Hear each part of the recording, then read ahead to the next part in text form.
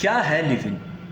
So live in relationship ऐसा relationship है जिसमें लड़का और लड़की बिना शादी के एक साथ एज अ कपल रहते हैं। ये होता है लिव इन रिलेशनशिप। सो अब इसके कॉन्सिक्वेंसेस के बारे में समझते हैं।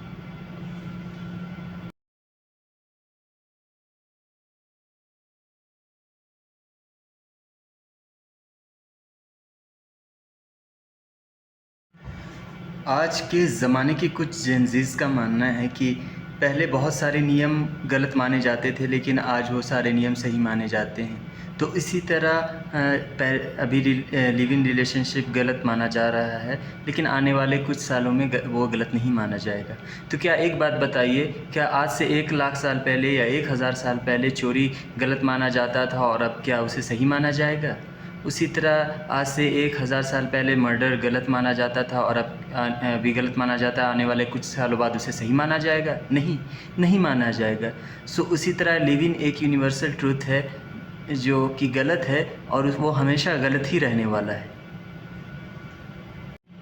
और चलिए माना कि आपको फ़र्क नहीं पड़ता है आपके ब्रेकअप से, आपके पार्टनर को फ़र्क नहीं पड़ता है ब्रेकअप से, लेकिन जो बच्चा पैदा हो रहा है लिव इन रिलेशनशिप की वजह से, अनवांटेड चाइल्ड पैदा हो रहा है, उसका क्या?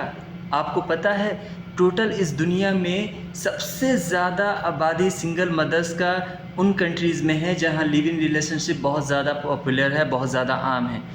तो उन सारे बच्चों की ज़िम्मेदारी अकेले उनकी माँ को उठानी पड़ती है मोस्ट ऑफ़ द केसेस में। तो उन बच्चों का क्या?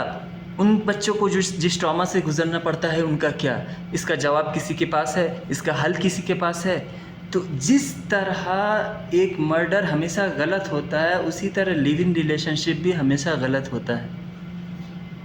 लिव इन रिलेशनशिप में रहने वालों का तर्क है कि हम एक दूसरे को जानने का मौका मिलेगा शादी से पहले, और शादी, अरे भाई तो आपको शादी से पहले ही क्यों जानना है रह कर साथ में?